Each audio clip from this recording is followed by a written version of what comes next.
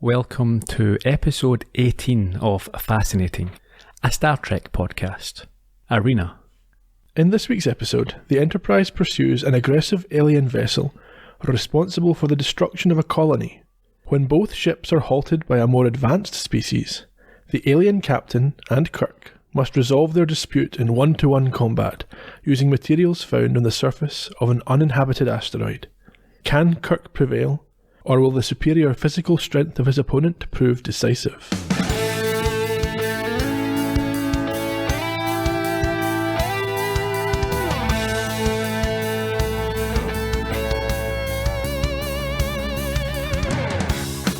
Anything on intelligent life forms? Nothing specific, Captain.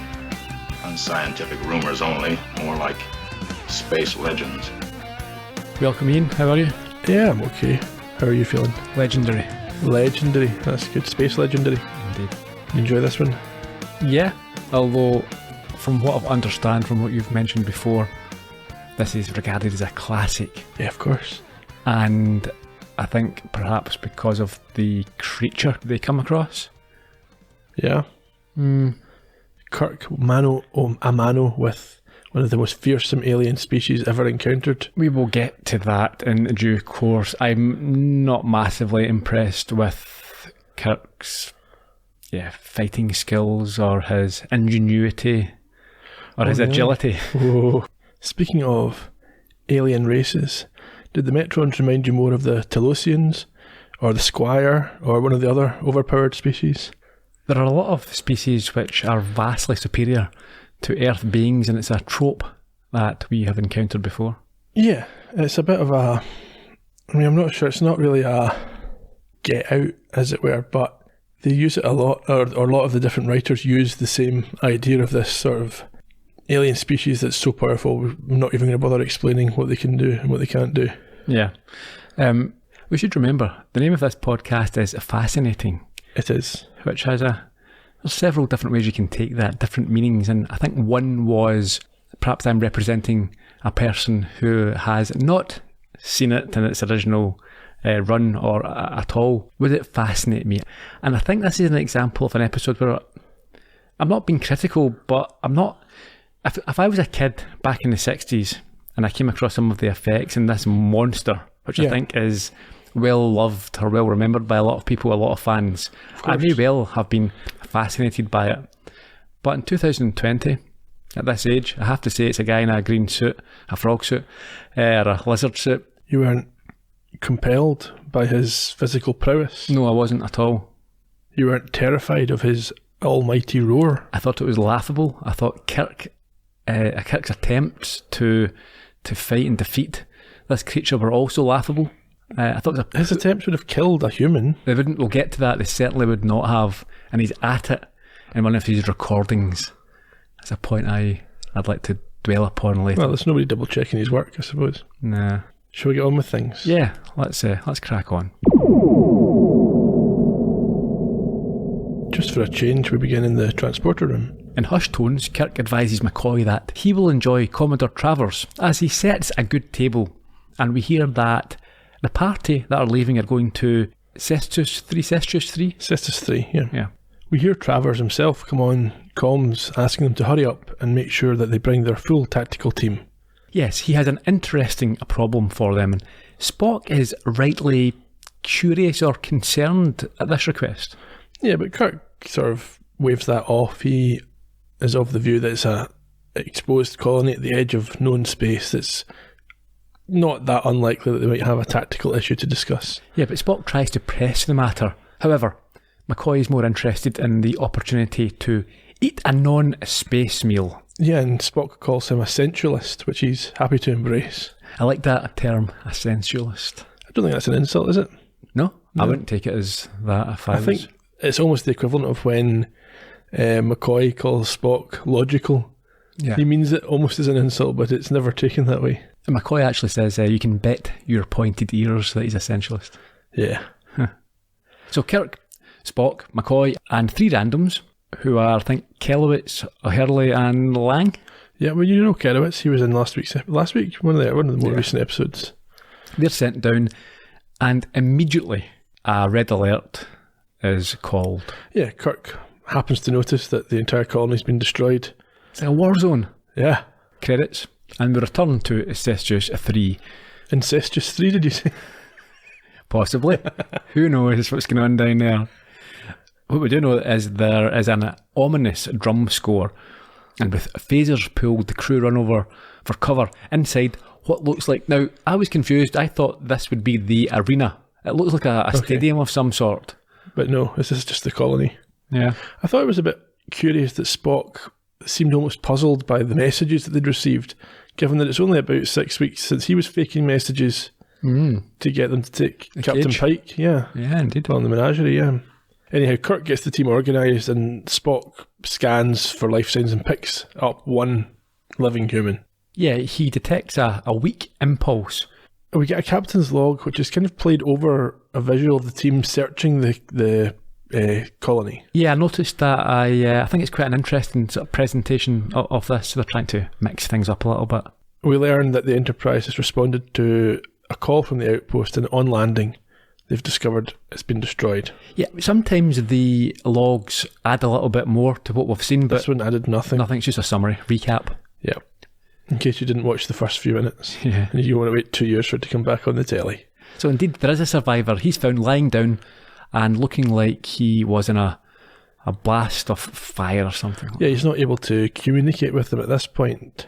No, McCoy, being a doctor, confirms that he's not in good shape and has suffered radiation burns and definitely has internal injuries. Now, he came to this conclusion without examining him at all, and after about 5 seconds. He probably used tech before we flicked over. Yeah, I'm sure. Spock, using his tech, detects additional life signs, but they're not human. They're not even warm-blooded. No. Also, what I'm finding is that I'm either very impressed with Kirk or quite unimpressed with him. Depending who's writing the story. Must be. This is an unimpressive episode in a number of ways, but one of the things he says here is that he instructs McCoy to make sure this chap is kept alive because he wants to find answers.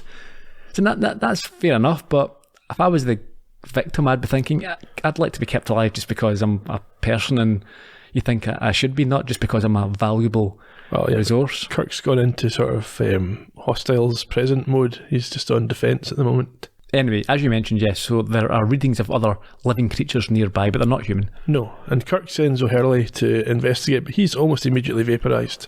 I was going to say that, yeah. When you say sent to investigate, he literally steps about a foot away, and that's enough for him to see something before this Evaporation takes place. Yeah.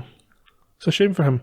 But anyway, a bombardment starts at this point, and Kirk calls for an emergency transport. Yes, but there's a problem. There is. Sulu advises that the Enterprise itself is also under attack and they've had to put up their shields, so they can't transport anybody right now. Yeah, I mean, in fairness, I think Kirk orders that. He tells Sulu to prioritise. Yeah, well, the next few interactions between them, it's Kirk prioritising the safety of the ship over the handful of people down on the surface. Yeah. They are still under shell attack on the ground and are vastly overpowered in terms of weaponry. So they carry the injured man into a sheltered area, as Kelowitz and Lang are told to spread out and fire as instructed by Spock. Spock at this point has to reassure Kirk that Sulu knows what he's doing and he'll handle things on board the Enterprise okay. But Kirk's doing one of these things where, it's my ship, I should be there, I should be in charge, it could get destroyed and I'm not even there. Mm-hmm.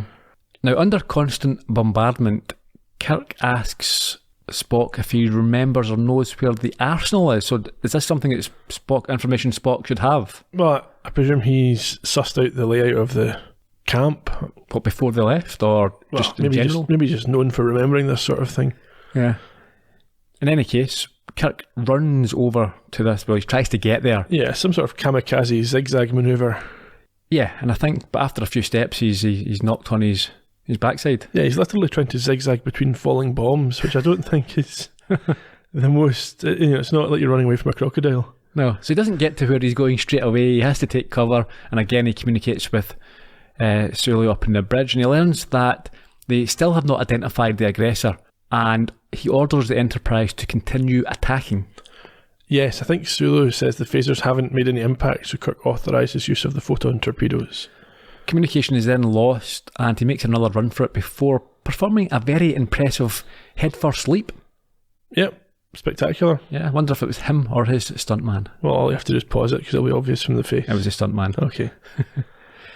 He then picks up his chat again with his navigator and authorises him to do anything necessary to protect the Enterprise. At this point, Sulu must be like, anything okay you've given me, I'm in complete charge, I'm going to get my top off and get the sword out.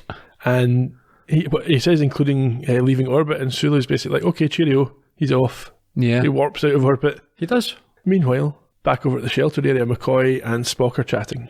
Yes. McCoy tells Spock in front of the victim that he will be dead in 30 minutes unless they get help. And Spock detects that the enemy are moving and he must get to Kirk. So, firstly, Kirk has been totally insensitive with regards to his tone and his action in front of this poor guy. And now McCoy's not even bothering to hide the fact that he's got 30 minutes of life. I suspect the guy maybe isn't processing the information. Well, maybe, but you can be a little bit more sensitive, surely. I suppose so. Spock makes a similar sort of kamikaze manoeuvre and joins Kirk in a crater.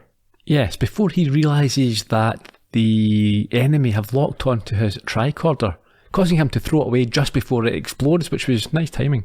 Very lucky Fortunate. there. He calls them ingenious at this stage, and Kirk sets up a grenade launcher. I think he wants to see how ingenious they are when they're getting blown to pieces. Yeah, and he updates Spock on the Enterprise as he shouts for Lang, but it is Kelowitz who appears with news of Lang. He's dead.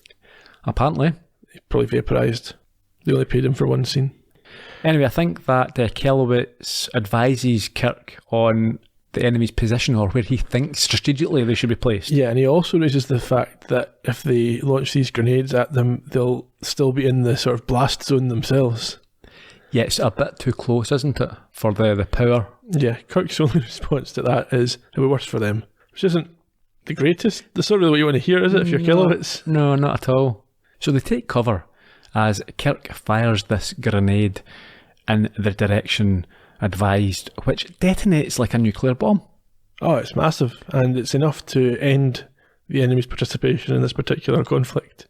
Sulu then communicates down, telling him the attacker has retreated, and Kirk tells him to lock onto it and not to lose them before ordering a search party of 30 medical personnel to be beamed down to look for and aid any survivors, and at the same time they've been beamed up. So is the idea they're leaving these 30 folk and then they're going to head off and do something while they're down in the...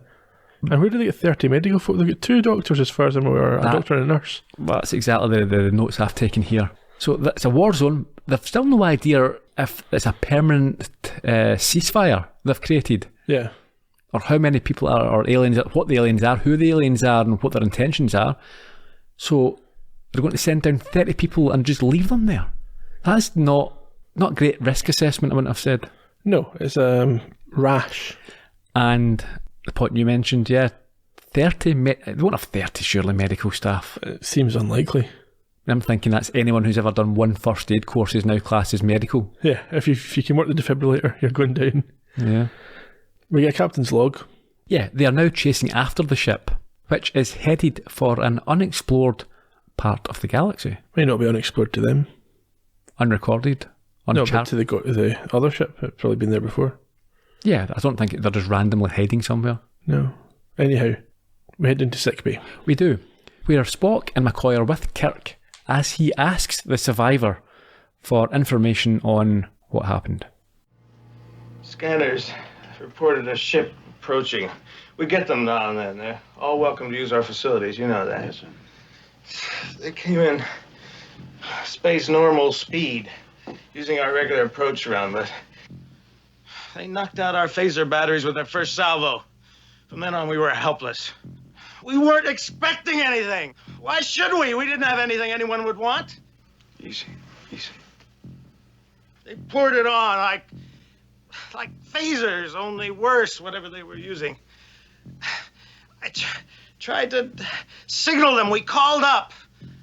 Tried to surrender. We had women and children. I told them that. I begged them.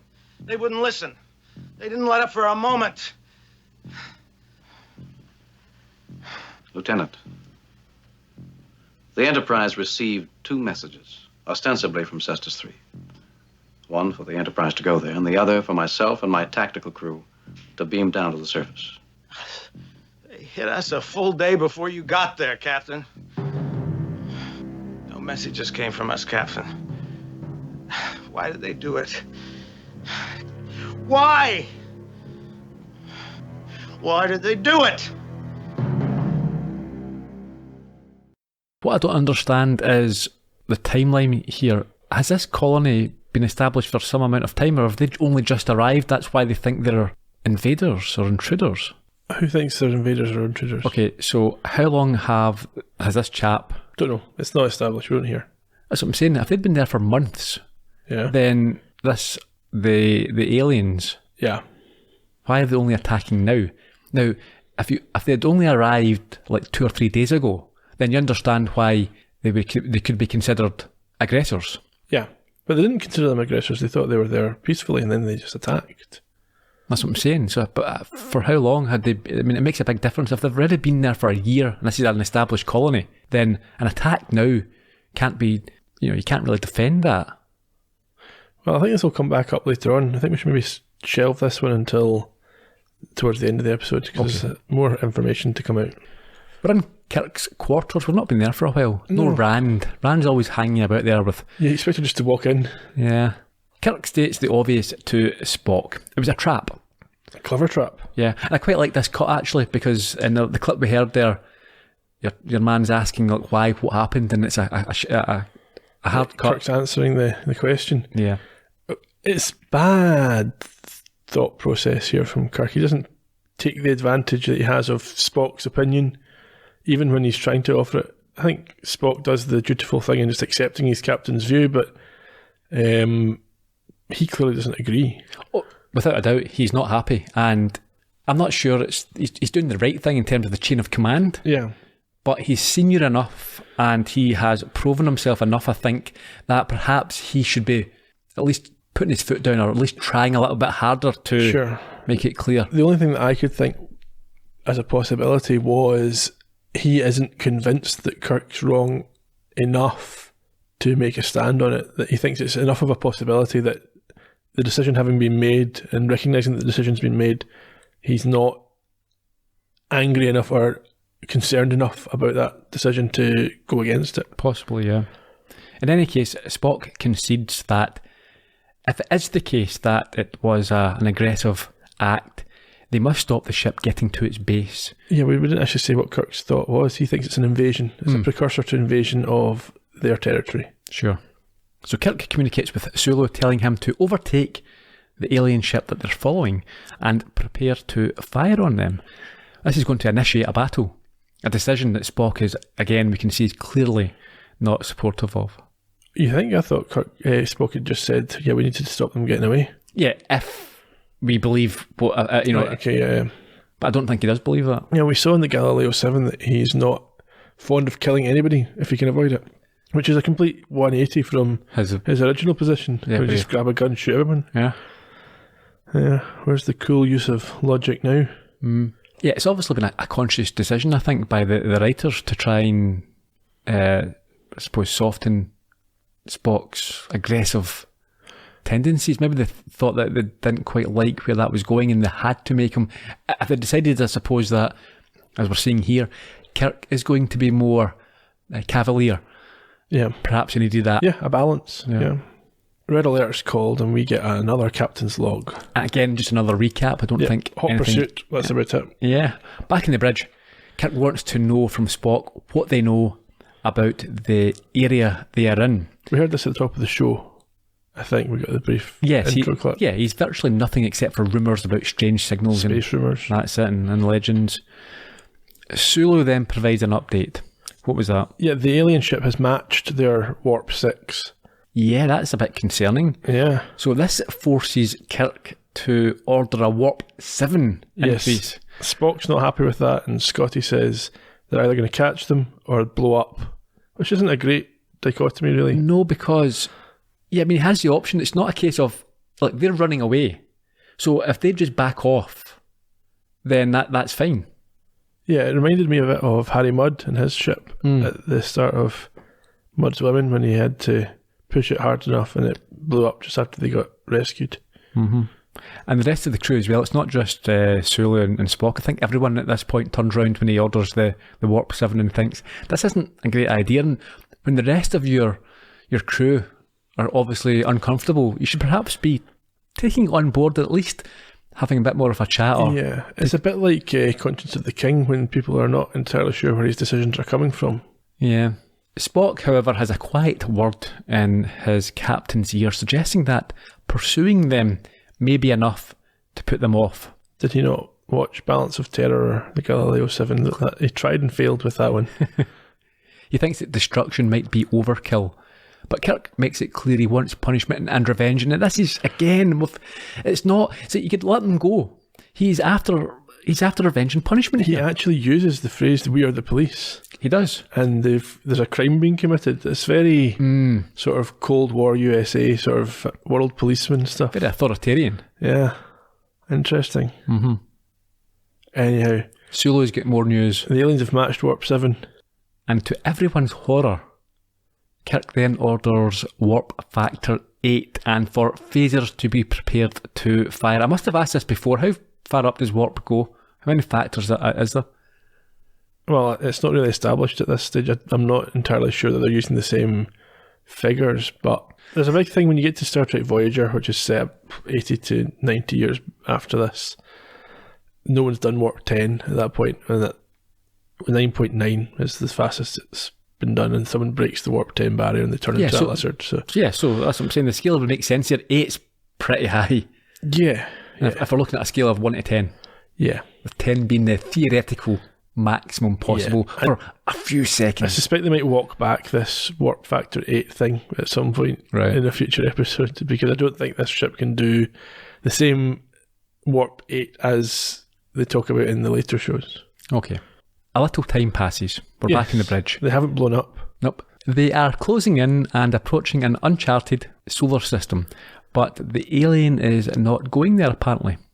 No, I should note that Sulu looks very happy at this stage, like he's enjoying this chase. Yeah, he loves it. He's got a big grin on his face. And his colleague at the adjoining station is a guy called DePaul, who reports that a nearby uncharted solar system is being avoided by these aliens. Yeah. Ahura, she also has some input. Yes, the uncharted solar system has some kind of scan coming from it, and it is scanning the Enterprise. Yeah. However, nothing malicious seems to be in order at this point. They're not under any threat. No, and Sulu suddenly has some very good news. Yeah, the alien ship has slowed and stopped in space. Kirk, you can see the bloodlust in his eyes. Well, he thinks it's turning ready just to fight. It's given up running and it's going to go head to head, as it were. That's it. But it's not the case. There's no fight. Or at least there's not the fight that he anticipates. So and again, this is poor logic. He smells. He thinks he's got them. It's not a fight, but they're a sitting duck, perhaps. He's going to go and crush them. Yeah. Make his point. For some reason he's particularly angry. I assume that the Commodore was a friend that died in the colony. The one that he was talking about in the first scene. Mm-hmm. We don't get that backstory, but there's no other reason why Kirk would be so out of control like he is in this I think moment. At least twice we've had this discussion or made this point that he sometimes acts irrationally. Yeah, but usually we have to imagine some kind of backstory that makes it make sense. Exactly, yeah. I mean, but it doesn't. It's a one-liner. He was my friend. I've known him for... Yeah, they could have thrown it in that opening scene, we were at the academy together, or, I've known him for 30 years, or that sort of thing. Mm-hmm. And it just made the backstory a little bit richer. Yeah. Anyhow, the Enterprise is not able to initiate this deadly assault because it too begins to slow. And ends up stationary as well. So Scotty confirms that they are locked up and have no propulsion, but fortunately, life systems are normal, so they're not in immediate danger here. Yeah, I think it's just the engines and the weapons that are offline. Sure. Communications from the phaser bank control room confirm that they too are powerless, as you mentioned. Yeah. It seems to be some kind of unidentifiable power, and it's just holding them there. Yeah, I think Spock says there's no damage. He's done a brief check, or a quick check, and there's no damage to the ship itself. Yeah, they shouldn't be stopped. They just are. I think Scotty, what he says, can he move? Know how he feels. And at this point, lights dim as a colourful communication comes through on their screen. We are the Metrons. You are one of 2 crafts which have come into our space on a mission of violence. This is not permissible. Yet we have analyzed you and have learned that your violent tendencies are inherent. So be it. We will control them. We will resolve your conflict in the way most suited to your limited mentalities. Captain James Kirk. This is Kirk.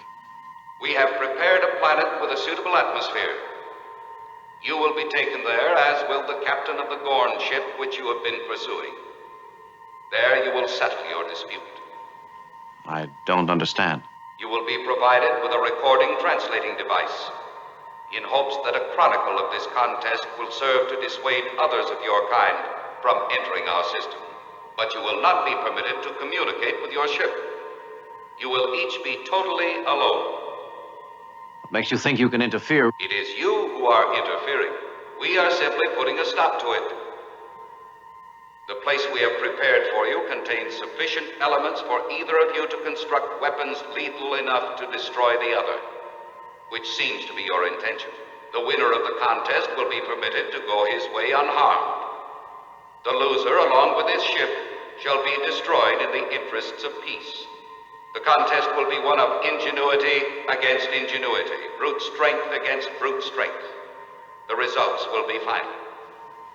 There will be no discussion. It is done. At this, Kirk vanishes and Uhura screams, so she's obviously a bit more concerned this time than she was when the Squire took him. Mm-hmm. And you mentioned, was it last week? But the portrayal of the different crew members based on their gender is different here. So she's the only one who lets out a scream. Yes. Yeah, why is the woman so upset? She's more emotional. Yes, irrational. It's interesting to note this is the midway point of the episode, so I think a lot of people thinking about this episode only or primarily focus on the part that's still to come. Mm-hmm. But in reality, it's only 50% of the episode. Sure. We're down on this planet or asteroid where Kirk faces a lizard-like, it's called a Gorn, is that that's a race? It's a Gorn, the race of Gorn. Okay. I think this one's called Philip. Yeah. He reminded me of Hannibal's costume in the A-Team credits. Okay, some folk will get that reference. Yeah, well, yeah, okay. He seemed to me like an all-powerful alien reptile humanoid. He looked like a guy in a frog suit. You don't really see many more Gorn in Star Trek. I think there's a Gorn corpse in Discovery at one stage, but they don't really feature much after this. Yeah. Now, again, let me make it clear, I'm sure in the 60s this was really impressive, sophisticated stuff. But yeah, I'm thinking this is just a look at the state of this. Do you know what would have been more impressive? If they took the guy who did the voice and put him in a suit. Yeah. We already saw in a previous episode that he's an imposing fellow. We'll come to that. Big Lurch? Yeah. Okay. He's also wearing a bathing suit. Yes. Yeah. What's wrong with that? It's not really fighting. Well, you tell him that. He'll very slowly walk round you. That's it. There wasn't any, I don't know, there was no, it didn't intimidate me in any way. I'm thinking, this isn't, like, fair enough if he was really fast, but after a few moments with him, I'd be thinking, yeah, I can keep out your way. Yeah, that's the thing. So if he's got reptilian qualities, I would have thought speed would have been one of them. Anyhow, we get a weird sort of voiceover from Kirk's, like, of his thoughts, I think. Yeah, it's not a log. Yeah, so Kirk thinks, and we hear it, and he says, like most humans, he's adverse to reptiles. I think that's not true. No, plenty of people. Well, most maybe. I think maybe a lot of people don't like them. There's certainly people who love them. Yeah. But I think, yeah, maybe, if you're saying most, the majority of people, I think, yeah, more than 50% probably don't like them. Really? Are you including snakes? Yeah. Snakes aren't really reptiles, though, are they? They're snakes. Is a snake not a reptile? No, I don't think so. Is it not? I would have thought not. Okay, well, I was including snakes. If you don't include snakes, things like geckos and... But most people don't think about them that much. Don't Komodo dragons, Yeah. iguanas, chameleons. Yeah, I don't know. I think Are folk icked out by them? maybe not just to look, but I don't know. I think a lot of people wouldn't like to touch one or have it on their arm. Really? Don't know. I mean, chameleons would worry you. You wouldn't know when they're sneaking up on you. That's it. There could be one behind you right now. Could be one on my arm right now. You wouldn't know it. No. It would just be that sort of peely wally colour. Check. Hey, I've got a bit of colour about me just now for decent weather. I've got a reasonable little tan in the go here. There you go. Everything's relative. It certainly is, yeah. Anyhow, Kirk also reasons that, or he notes that he must force himself to remember that this is an intelligent, advanced individual. So he's immediately bigoted against this creature. He's admitting that he has a natural intent or a natural feeling of superiority over this creature for no reason. Well, I think it's based on how he looks. Yeah, racism. Yeah. Anyhow, we get into the fight. And it's dramatic and exciting. Yeah, they both snap off some branches in preparation for their terrible slow motion. Well, my favourite bit is Kirk breaks off a branch. It's and he rubbish. turns around and he sees the Gorn's branch and he just chucks his away because he knows it's going to be no use. Kirk has to run from this creature before he brings a pebble to a boulder fight. Well, first of all, the Gorn gets hold of him and he has to chop his face to get away out of the sort of bear hug. He's getting the life squeezed out of him. Again, this is very 60s. It's a sort of move that a 60s James Bond would do. You know, there's a little sort of karate chop to the back or the neck. It's something that doesn't Two work. inches away. It doesn't work in real life, these little things where you can knock people out or you bash them about the... Hit him right on the pressure point. Yeah, it's nonsense. It's a terrible effort he's made here, and the Gorn is hopeless as well. If he's such a powerful... That little tap to the... He's taken by surprise. To the ear shouldn't have... I quite liked his eyes. Yeah, they're cool. Yeah. Kirk, as you say, grabs the heaviest rock he can lift and launches it at the Gorn, striking him square in the chest. I mean, it's not that big a rock. It's maybe football sized. Did you think the fight was over at that stage? I thought it shouldn't be. I mean, like, it literally would not have... He could have thrown it at me, and it might have hurt, but I could have survived that. And his little... we'll talk about that, because he mentions it later on where he tries to big himself up and overplay what he done. So it's a little tap to the side of the head, and then a small... It's like a brick, really, isn't it? A brick at your chest. Yeah. It's not going to... Launched from quite a distance. So it's probably decelerated quite a bit. Yeah, and you can see it coming, you sort of prepare for it. And the guy's a big guy. And he's got his suit on. Yeah. So I wouldn't be expecting... I would be really surprised if that little thing had... finished the thing off, but anyway, we're up in the bridge. Well, before that though, the Gorn retaliates by picking up a massive rock of his own, causing Kirk to run away. Well, that's what I said. Yes, the pebble to a boulder fight, because he decides that's not a knife. This is a rock.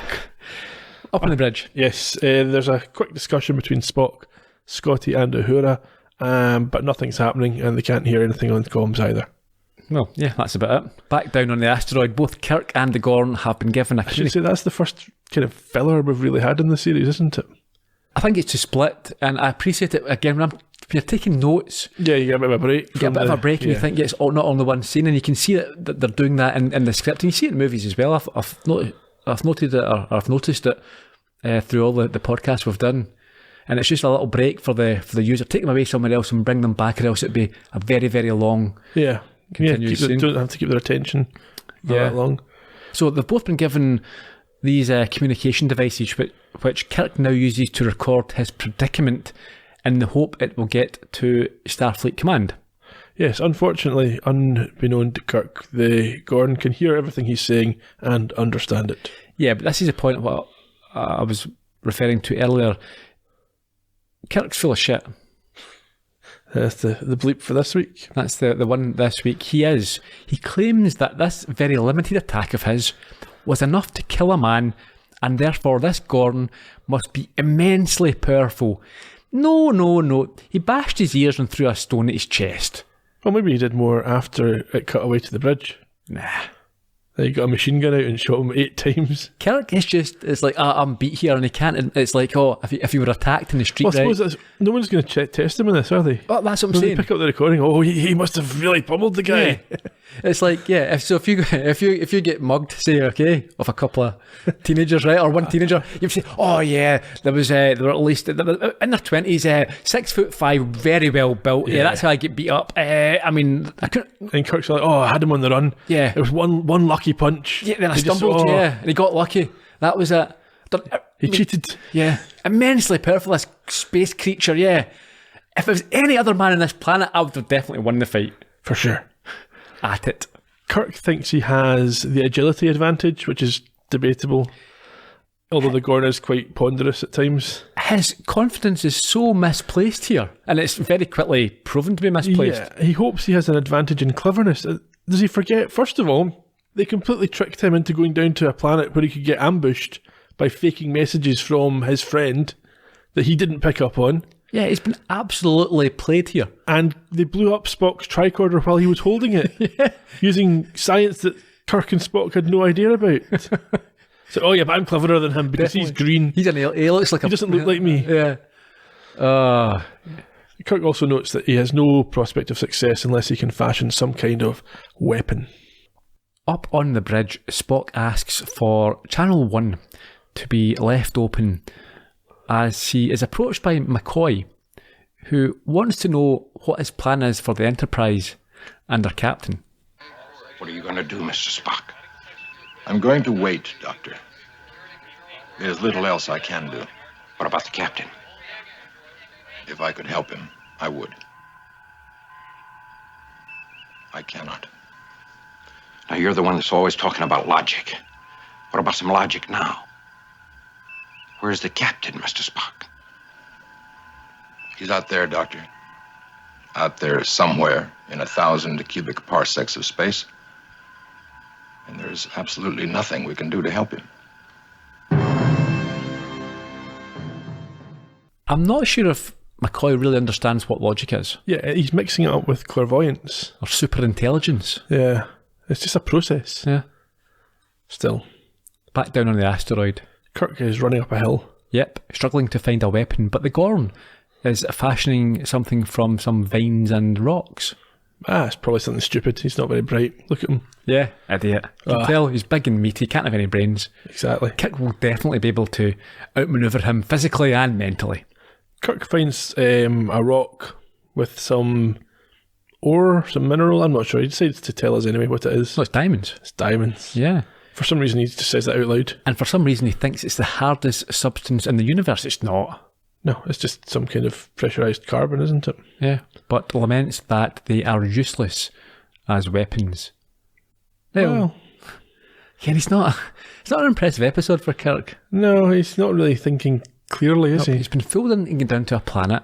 Then he I think actually that's what it is. He's so embarrassed and angry about. He's trying to make up for it, isn't he? I want to get them. Yeah, so I'm going to chase. So he chases after people who doesn't. He doesn't even know who he's chasing after. He's no idea how many people are on that and what their intentions are. How powerful they are. Yeah, he puts his entire ship at risk. Red mist. That's what it is. And now he's down here and he's still thinking, yeah, I've got the upper hand. I'm definitely smarter than this lot.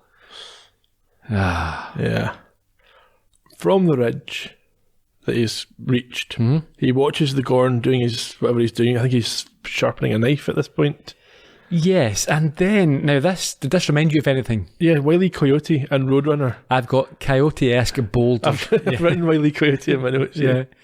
It's precariously balanced over this. I mean, this is what you're talking about.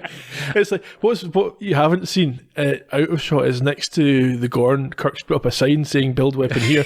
And a wee box saying Acme pointy things. And the Gorn's running by. Meep, meep. Oh, yeah. And we find out it's not even directly over his head, so he has to push this boulder slowly down. I mean, anyone would be able to hear it bashing and just step aside. Yes. But the Gorn's not paying attention.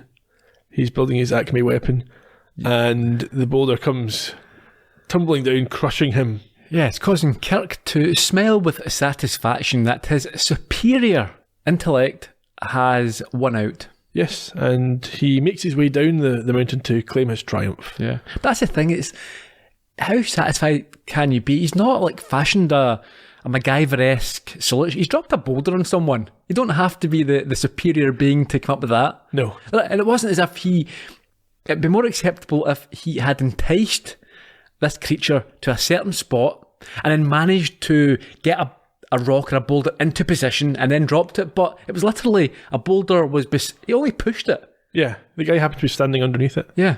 There's nothing to be satisfied or happy about in your performance here. No. But, on the other hand, when he gets to the ground level and sees the Gorn is fine, he walks into the Gorn's trap. Yeah, okay, before we get to that, so he goes down there and the Gorn is not dead, he's just a bit annoyed. And it's like, it's one of these sort of tropes you see sometimes. It used to happen in the A-Team. I'll reference that again, where there'd be bad guys fighting and one of them would have a free shot at BA and he'd punch him and then that look in his face, like, I've just made him angry, I've not actually harmed him. Yeah. And then this foolish Kirk, this idiot, what does he do? So he runs away. He stumbles right into a trap. He's not so clever now, is he? No, he's not. Fortunately, the Gorn is fairly hopeless as well. I mean, it looks like the Gorn's pulled a muscle or something because he can't quite manoeuvre himself into position to stab Kirk with his knife. But it's not that. He decides that the best way to stab him is to remove the boulder that is pinning him down. That doesn't make sense either. No. Just stab the bit that you can see. Exactly. Just repeatedly stab it. Yeah. That's a James Bond thing. I'll let you out here to... I'll tell you my evil plan. Yeah. Yes, so as soon as the boulder is moved, Kirk is able to limp away. We're back to square one, just them running about over the place. Yeah. Up on the bridge, Spock's a bit bored. He wants to have a chat with the Metrons. But they're blanking him. Yeah, we've seen him try to chat to folk that aren't listening before, haven't we? He sort of resorts. It's a bit pathetic, isn't it? He's almost begging. So talk to me. So you want to be my friend? But again, I think that's just another scene to split the scenes up here. Break things up a wee bit, yeah. Because we're back down immediately on the asteroids where Kirk has ran to an area that's covered in... mustard. Yeah, it's bright yellow, chalk, dusty stuff. And he makes another recording where he admits that he is almost done for if he can't find the weapon. So he went down there full of bravado, full of vim and vinegar, and within a half an hour... Cutting back to the Gorn who's chuckling away going... You imagine. I mean, he's been finished off with this creature with some boulders and some string. Yeah, that's it, he's done. Else he's wounded himself walking up and down a hill, he's knackered. Yeah. In any case, he smells this dust that he's found and notes that it is sulphur. He does, and he thinks there's something he should be remembering about sulphur. Yeah, something that McCoy must have told him before. Can't quite put his finger on it. It stinks. It does, it's That's horrible. What it is. Yeah. And he has to limp on again, I think, because he might have... Has he heard the Gorn coming after him or something? Yeah, I think he just wants to keep on the move. McCoy, up in the bridge, is now just moaning about how they are trapped when the Metrons finally decide to talk. Yeah, they're like, sorry we missed your call. But it's not positive, is it? No, they're going to make them watch the end of Kirk's fight so they can see he's about to die. Yeah, they actually say, we believe that your people are quite emotional and you might want to, if it's your thing, organise a memorial because he's not got long left. Yeah. They're quite shocked when they see this magnificent Gorn on the screen. This alien god who's going to crush their captain. Yeah. I think McCoy begs for them to stop. But they make the point that Kirk's violent intentions has shown or proved that they are not civilised. And I think it's hard to argue with that from their point of view. Yeah. Kirk again has got them all into, or got himself into a lot of trouble here. Yeah. So watching this footage, we see Spock notice something. Yeah. Can I just say as well that I think it's a misreading from the Metrons about what humans like. It's like, oh, we understand that you're very fond of your captain. Here's a video of him dying. Here's some live streamed footage of his death. Well, some folk would like it. Anyhow, like I say, Spock's noticed something. Well, yeah, Spock's noticed that Kirk has noticed something. Okay. He has moved on to other rocks, which are this time covered in salt. Cocaine. Okay. Which Spock believes to be potassium nitrate. How would he know? Exactly, it's a white powder millions of miles away. Could be anything. Could be baking powder. Yeah, so it could be literally anything. He's not a chemist in any way, is he, Spock? Right? Well, he's a scientist. Yeah, it's probably part of his training. Okay. He did a module. Right. With a Bunsen burner. That's it, and his little test tubes. Yep. We see Kirk taste this white powder. As you do. Yeah. That's what I do whenever I see a white powder. Oh. Salt again. As Spock claims that this discovery is perhaps everything or nothing. Yeah, it could be. Yes, that's very vague from Spock, isn't it? Yeah, but we see that Kirk has got a smile on his face. He's obviously worked something out. Well, you say that, but he probably hasn't. He probably just thinks he has. Yeah, because He's been late for the last half an hour. Egomaniac. He's so conceited. Oh, it's terrible. I'm glad actually he gets a bit of a beating in this. He deserves it. Well, he doesn't get much of a beating, does he? Well, he's almost dead at one point. Well, He actually recorded that there wasn't long left for him. yeah, I think he was overreacting. He's being Yeah. melodramatic. Yeah, 'cause what actually he had a stitch because he'd Yeah. run up the hill. That's Yeah, he him. was trapped under a rock for a while, but that was about it. Yeah. Hmm. We saw that happen to Spock. Remember in the Galileo 7? He just Yeah. ran back to the shuttle. It was Oh, fine. there's no, you can't save me. It's like, no, we can just move this rock. They seem to have okay. this sort of fear of rocks. Anyway, Kirk has to run off again, and as he is doing so, he is contacted by the Gorn, who has an offer for him that he can refuse, and one that's heard by Spock and McCoy.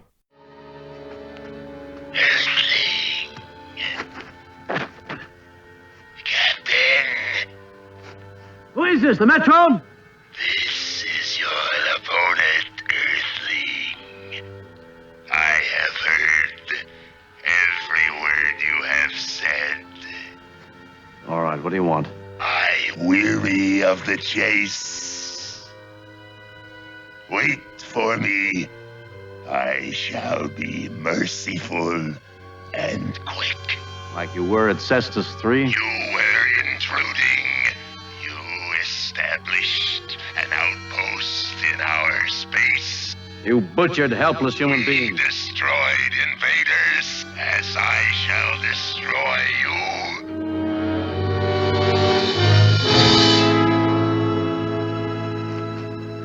Can that be true? Was Cestus 3 an intrusion on their space? It may well be possible, Doctor. We know very little about that section of the galaxy. Then we could be on the wrong. Perhaps. That is something best decided by diplomats. The Gorns simply might have been trying to protect themselves. Yes. We brought this up earlier on, and I still don't understand the time frame here. So, Gorn are claiming that the colony was an intrusion into their Yes. area, but that must have happened immediately. Then they must have only arrived there, because why are they destroying them if it happened? If they colonised that place months ago, why now are Well, they? maybe they were waiting to see if they would leave. It might have been a research party or an archaeological team. But they weren't. The colony wasn't being aggressive, was it? No, it's just sitting there. Yeah. So this doesn't make sense. Well, this is the other thing. Spock and McCoy, and later Kirk as well, will say that the Gorn could have been justified, but I think no. What would have been justified would be them saying, "You're on our planet, get off." Yeah. And if they don't then get off, then fair enough. If you're an angry species, you might consider attacking. Well, But not just, I'm going to show up and blow you all up. No, you give them the warning. You say, if you're not off in 30 days, this is what's happening. Yeah. And then they can go back to Starfleet Command or whatever and say, guys, here's a situation. Yeah. Yeah. You can't just go around blowing folk up and say, "Oh, that was my space." No. But unless that's what I'm saying, unless it just arrived and it was like an invading Or army. unless they were signs that they ignored that said, "Keep off the planet." Yeah. And fear of, or Yeah. Trespassers will be shot. beware of the Gorn. Exactly. That's probably what happened, to be fair. Okay. Right. Up in the bridge. Yes, Spock suddenly gets a glint in his eye. He's fascinated and impressed by Kirk's deductions. He says, "Yes! Yes!" What does he see him do? He is putting a plan in place. He's gathering minerals, diamonds into this sort of fat bamboo stalk. And for the third time, I'll mention the A-Team. It was like that, when you make weapons from things that are just lying around. That Sort of happened. jury-rigged thing. Yeah. Spock, I think, references gunpowder. Mm-hmm. And we see Kirk build this weapon. Yeah, I think Spock, he's giving a sort of commentary. He says that he needs Coal. I coal think, yeah. and sulphur and the potassium. If you can mix this together, it will create gunpowder. And Kirk then moves on to add some diamonds for bullets, as the Gorn again suggests he just give himself up. Well, the Gorn's only got one strategy now. I think he's been exposed. Mm-hmm. I think Kirk's on the ascendancy here. So we see Kirk add the sulphur and move on again to a place where there's an abundance of coal. Fortunate that, isn't it? Well, the Metrons did promise them everything they need to destroy their opponents. Yeah. Anyhow, yes, he puts his... I think he tears off a bit of his trousers as well to make a fuse. Mm-hmm. And then tries to create a spark. He mixes all the ingredients together and he's trying to create this spark. As McCoy wonders if he can do it, and Spock confirms yes, if he's enough time. So it's possible, but... Yeah, the Gorn's approaching. Mm-hmm. We come to the critical moment. Kirk senses the Gorn appearing over his shoulder and turns with the cannon. Just in time to fire a shot that, at last, fells the creature. It destroys the cannon as well. Uh-huh. But yes, it's worked. Kirk quickly grabs the Gorn's fallen dagger. And he's about to ram this stake through him and finish the job. But he stops. Why? Mercy? I think, like Spock and McCoy, he starts to think, well, are we the baddies here? Mm-hmm.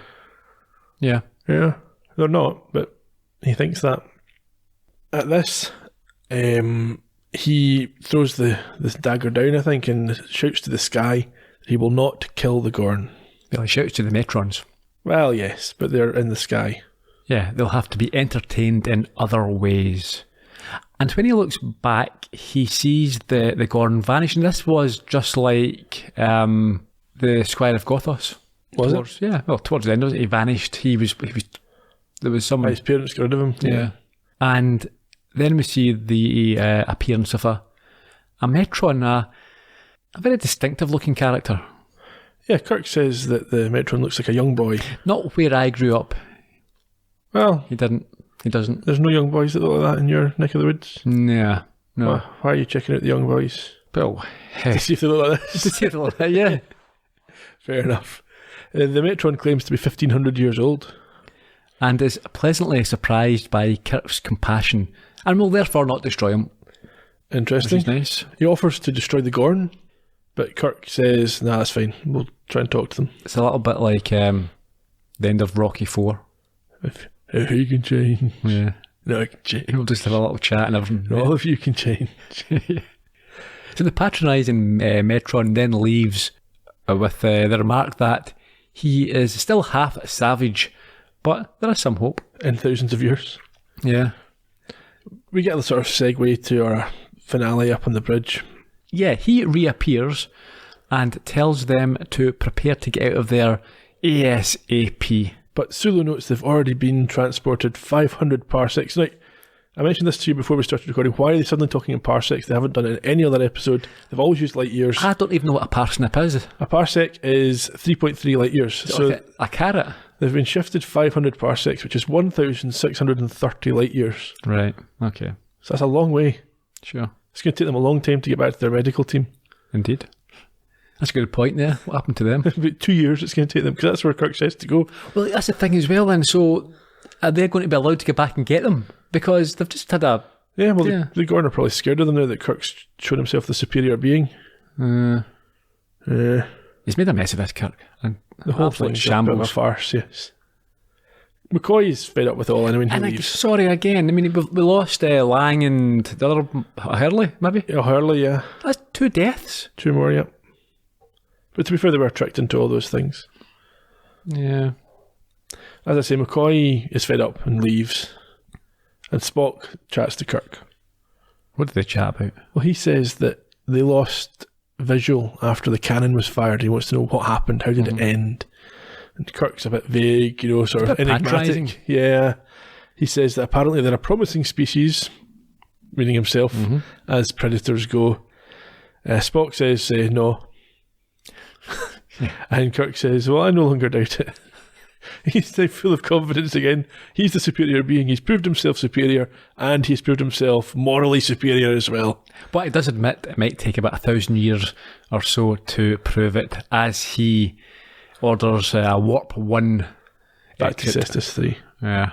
It's going to take them 1,600 years at that speed. No, that can't be right. The warp's faster than the speed of light, so less than that, but Okay. a long time. Yeah, but you don't. Maybe it's like a car. You don't necessarily floor it straight away. You build up, don't you? Yeah. Warp 1, warp 2, warp. Yeah.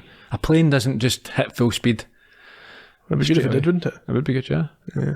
Okay. Not if you lived at the end of the runway. No. That's it. That's the end. Classic episode, apparently. Yeah. Did you think it was a fair test that the Metron set? Yeah, it was. It didn't take much. I mean, like I say, they're both, Kirk and the Gorn, were unimpressive in a number of ways. Yeah. So you could have killed them with a boulder. I mean, the Gorn. Is that what they're saying? The Gorn could not have come up with the potassium sulfur solution, but he could have picked up a knife? A massive boulder and killed Kirk. Well, why couldn't he come up with a potassium sulfur solution? Well, that's what I'm saying, but it wouldn't be fair then, would it? That Kirk has only got... He can't lift the boulder. He's not got the strength. Yeah, well, maybe those substances don't exist on the Gorn's planet, so he wouldn't have recognised them. Yeah. Yeah. What I would have liked to have seen, instead of the ending that we got, is Kirk and the Gorn realising that the Metrons are the true enemy and negotiating with one another, not fighting, refusing to fight. That would have been good. Yeah. Do we see Gorns again? Is this a thing? I don't think we do see Gorns again. Oh, right. I thought they were... Well, I think maybe in Enterprise they show up at one point, but not much Gorn action going forward. Apparently in the original script and in the novelisation, the Metron's plan was actually to destroy the winner because they presented the greater threat, and I think that would have been a good inclusion because it would hint that they weren't as strong as they were making out. There was maybe a bluff. Sure. They maybe had certain powers, they could stop the ships, and they could transport, but perhaps they weren't as all-powerful as they were making out. That would have been quite a good sort of hint. Yeah, but then you'd have to have had Kirk dying. No, you wouldn't have had it play out. You just would have been able to find out some way. Someone would have said something, or it would have been exposed in some way. Okay. Sort of like the man behind the curtain. Yeah. So when you look back to what you said at the start about finding it fascinating or not fascinating, you didn't enjoy the Gorn. No, it's not that I didn't enjoy it, but you had mentioned, and I think if you look at the IMDb ratings, it takes a bit of a spike to an 8. So my understanding was this is an iconic or classic episode, and it sort of differentiates or lifts the standard from what we've seen before. Yeah. And to me, it didn't. And that's not a criticism. I think there's lots of other good episodes. It's not that it's dropped down to a poorer level. It's just, I think that had you not mentioned that the fact that it was highly regarded, I wouldn't have just watched it and thought that myself. It's not a highlight for you so far. It's not a highlight, no. It's perfectly acceptable. It was good fun. Yeah. I didn't mind it at all. But, as I said earlier, I think that the costume just doesn't, obviously for obvious reasons, does not stand up today. Yeah. But I do appreciate that back then it probably was something that you would be fascinated by. Fair enough. I don't think we mentioned the star date for the episode. Nope. 3045.6. Okay. It's basically 3456. There's not a lot of thought into that either. No.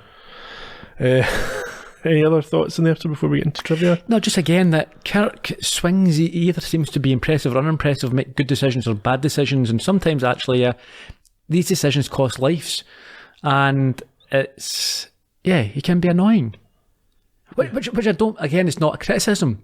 I like the fact a richer character. Yeah. Yes, I like the fact that the hero, the protagonist, has got. He's not infallible. He does make mistakes.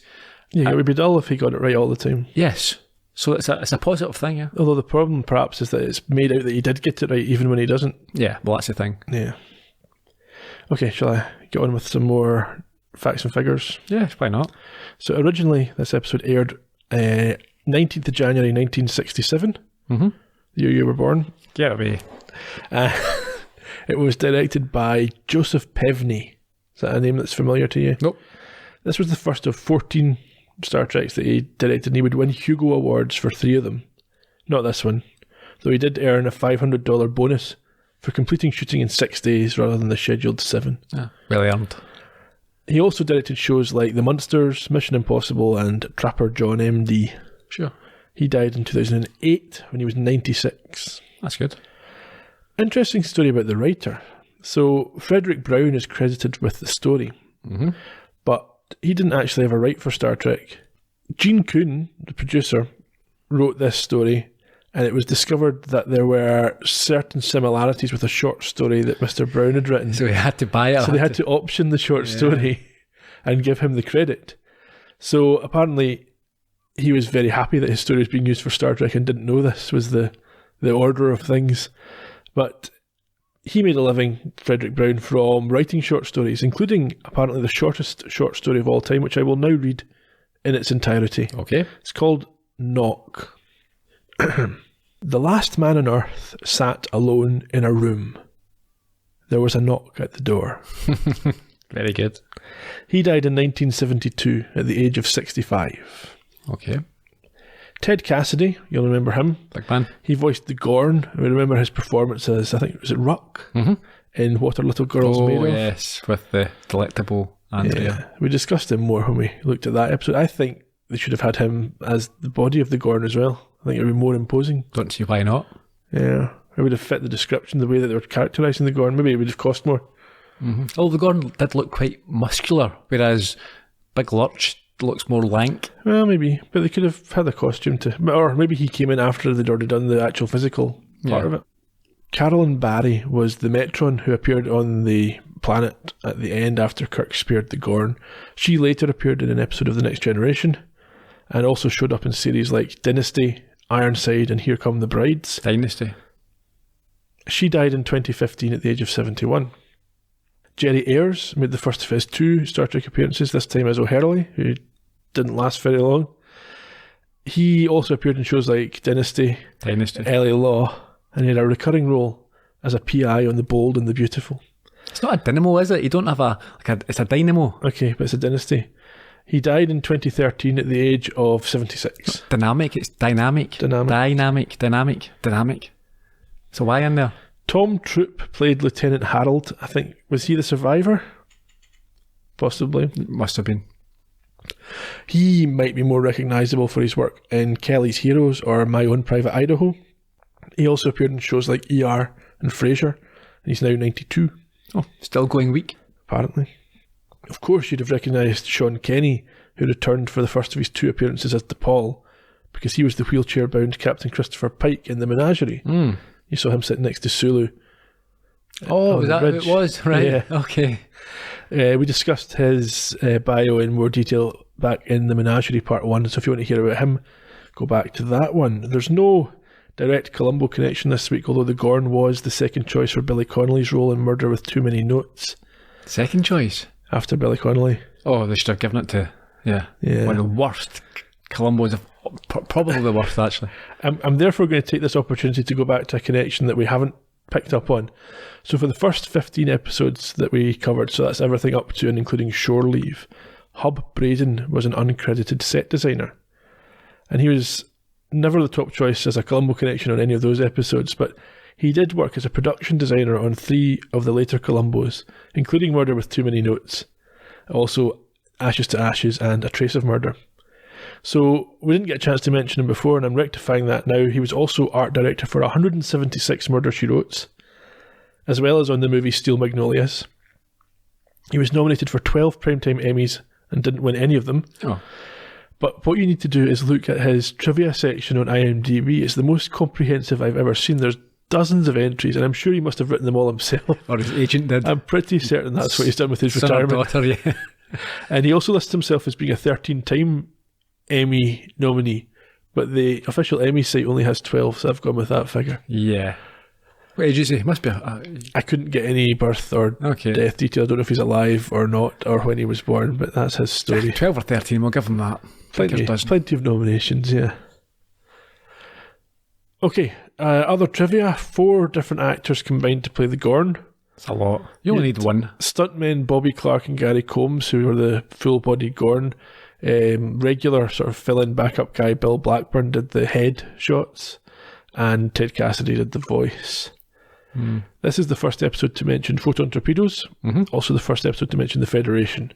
Is it? Yes, that gets bulked out later on, but this is it being established now. Right. Shatner, Kelly and Nimoy, who were all down on the planet at the bombardment, all ended up with lifelong tinnitus after a special effects explosion during the filming of this episode. I wonder if they were suitably compensated. Well, who knows? I would imagine their contracts might address it. I don't know. I've already talked about the Metrons intending to destroy the winner. Human colony on Cestus 3 still exists by the time of Deep Space Nine, 100 years or 90 odd years from now, so it obviously gets re-established. And the Gorn are not a threat, or some kind of accord is reached. International titles. Go for it. Usual suspects this week. The Germans go for Ganz Neue Dimensionen, quite new dimensions. And our Japanese friends go with Kaiju Gontono Taiketus, which means duel with the monster Gorn. Yeah. I mean, of course, next to the creatures of Japanese fiction, the Gorn's maybe a bit less impressive. Next week, 19th episode, another good one of season 1. Tomorrow is Yesterday. Doc Brown. It's, I think, set in 60s Earth. Is it? See, that intrigues me more than anything else. That I like. That, okay, yeah. They had lots of sets from 60s Earth, given that it was filmed in the 60s on Earth. Yeah. So we'll see how they get on with that. In the meantime, you can get hold of us on social media. We're at Trek Podcast on Twitter, Instagram and Facebook. If you're in the mood to review our show, please do it on IMDb, where we're now showing up. You don't have to do it on an episode by episode basis. You could just rate the whole show if you want to, or you could rate every episode separately. But I think you might need an account to get into that. If you can't be bothered with that, just tell your friends, your Star Trek loving friends, whether online or in person, to give us a listen, because we'd appreciate that also. And we will see you next week. Cheerio. Bye bye.